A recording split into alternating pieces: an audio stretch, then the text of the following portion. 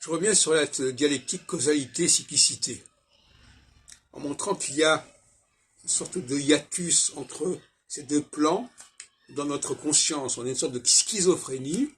La schizophrénie, c'est justement la cyclicité, ça permet d'éviter la schizophrénie. On sait qu'il y a un temps pour ceci, un temps pour cela. La schizophrénie, c'est de dire non, il y a un seul temps, voilà, il n'y a pas d'autre alternative. Le refus de l'alternance, c'est la schizophrénie. Le refus de la dualité, c'est la schizophrénie, paradoxalement. C'est un refus, mais qui va provoquer, quelque part, un schisme. Bon, passons. Un clivage. Donc, les élections qui vont avoir lieu aux États-Unis dans quelques mois, dans quelques semaines, montrent bien qu'il y a un temps pour le changement qui est prévu. Mais le fait que le mandat de Biden se termine à ce moment-là n'est pas lié à une causalité quelconque.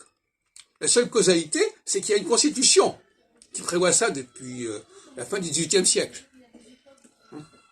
Mais il y a une cyclicité dans le sens où ce qui vient après n'est pas la conséquence de ce qui était avant.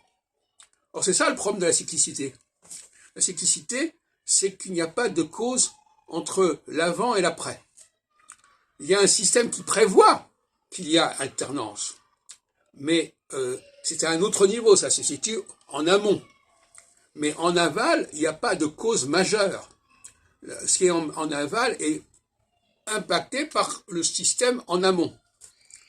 Et c'est là qu'on souvent les gens ne comprennent pas cette problématique. Donc,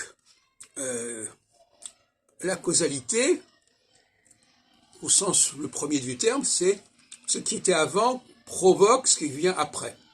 La cyclicité, c'est pas ça. La cyclicité, c'est de dire, il y a un temps pour faire certaines choses, un temps pour faire d'autres choses, qui est minuté, qui est défini.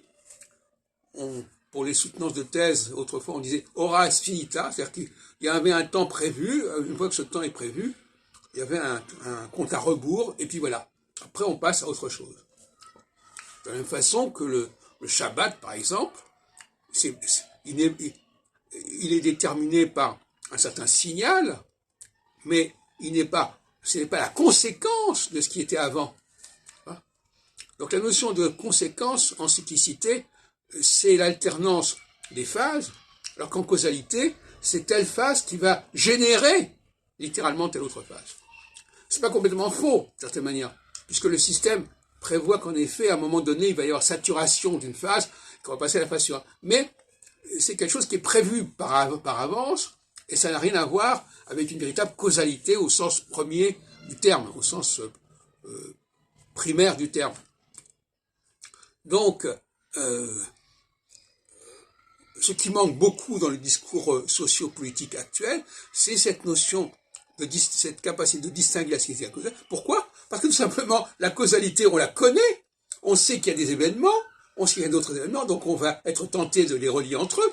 Alors que la cyclicité renvoie à une transcendance. Quel est le système qui a déterminé cette cyclicité? Quel est le système qui a déterminé cette alternance? Alors on va dire, c'est la Constitution. Oui, mais enfin, c'est une plaisanterie. La Constitution, c'est une sorte de mimétisme par rapport à cette cyclicité. C'est une pseudo-cyclicité, la Constitution, avec son alternance tous les 4 ans, tous les 5 ans, tous les 7 ans.